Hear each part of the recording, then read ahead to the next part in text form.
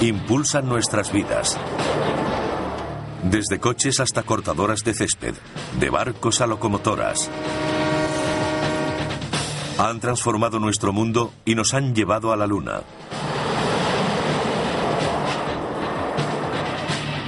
A continuación, la historia del motor.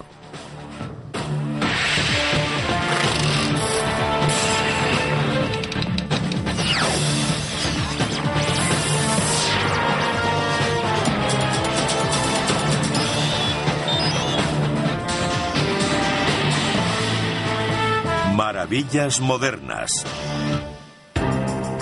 Durante 3 siglos, estos ingeniosos diseños han sido la máxima expresión de la búsqueda de la excelencia técnica. Y a través de muchas generaciones de progreso tecnológico, han tenido un profundo efecto en nuestra forma de trabajar y viajar. La máquina de vapor reemplazó al caballo.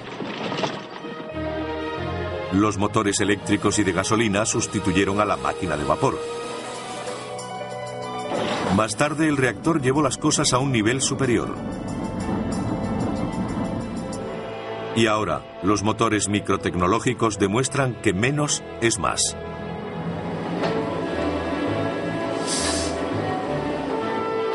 Este proceso de siglos se inició cuando la máquina de vapor marcó el comienzo de la revolución industrial. Liberó a la humanidad de su total dependencia de fuentes primarias de energía, como el viento, el agua y el músculo. Las máquinas de vapor se usarían para impulsar maquinarias de fábricas, trenes, barcos, tractores y automóviles. El primer medio de transporte que utilizamos fueron los animales.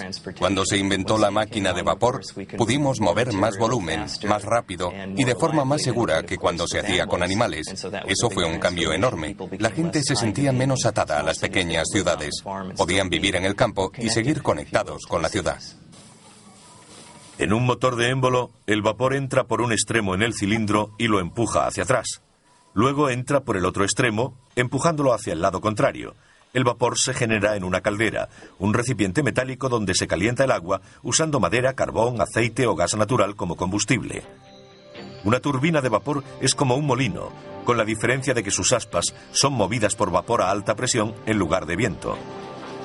Aún hoy, las turbinas de vapor son muy utilizadas. De hecho, se emplean para generar la mayor parte de la electricidad que consumimos. El científico griego Herón de Alejandría construyó la primera máquina de vapor del mundo hace unos 2000 años. Básicamente se trataba de una esfera metálica con 2 boquillas opuestas. Cuando se introducía vapor en la bola, ésta daba vueltas.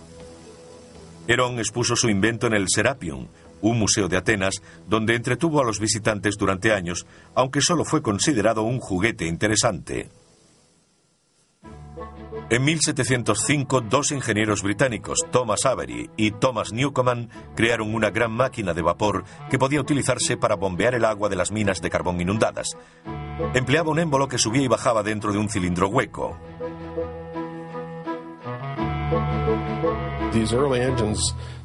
Estos primeros motores no tenían el engranaje necesario para convertir el movimiento de vaivén en otro de impulso rotatorio.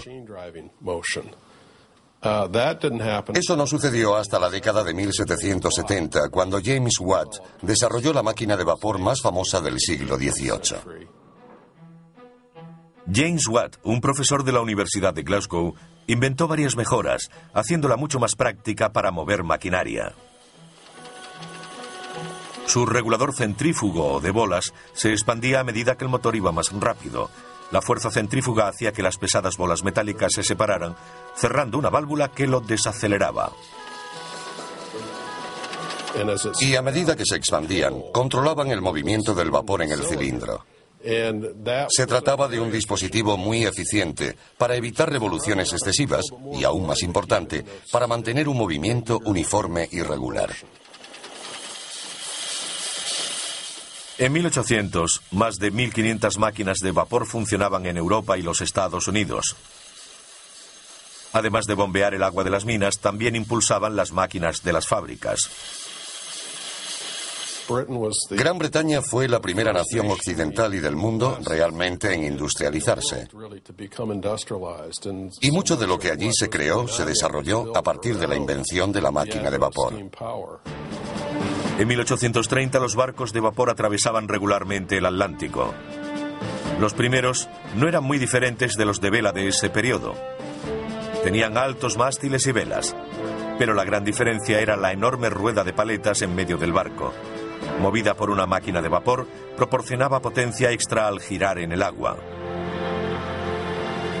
La mayoría de los barcos de vapor y los posteriores ferrocarriles redujeron radicalmente el tiempo para recorrer largas distancias.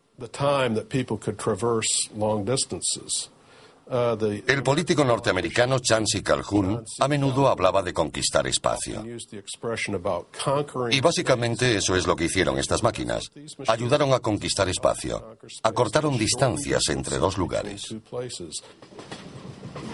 Eso fue particularmente cierto en el caso de las máquinas de vapor cabalgando sobre raíles de acero que abrieron la entrada al oeste americano en 1800. En 1860 había casi 50.000 kilómetros de vías en Estados Unidos. Y en 1869 se puso el clavo dorado en Promontory Point, Utah, para unir las vías de la Unión y la Central, procedentes de las costas este y oeste. En Norteamérica, la mayoría de los trenes de la época eran tirados por locomotoras 4x0 con 4 ruedas conductoras y 4 motrices. Pesaban 50 toneladas. Otra importante aplicación fue en la maquinaria agrícola. En el campo, uno podía quemar paja para su maquinaria agrícola, madera, incluso carbón. La máquina de vapor era muy adaptable y aceptaba cualquier combustible. Eso la hizo ideal para el campo. Enormes tractores de vapor comenzaron a transformar la agricultura a finales del siglo XIX. Fue una época en la que términos como bestia, leviatán y otros parecidos fueron muy utilizados. Algunos de estos motores pesaban de 10 a 20 toneladas. Eran enormes.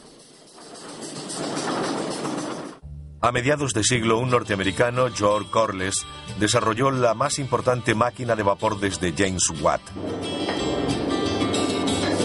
Su nuevo sistema de regulación le permitía funcionar a un ritmo constante, haciéndolo ideal para la industria textil.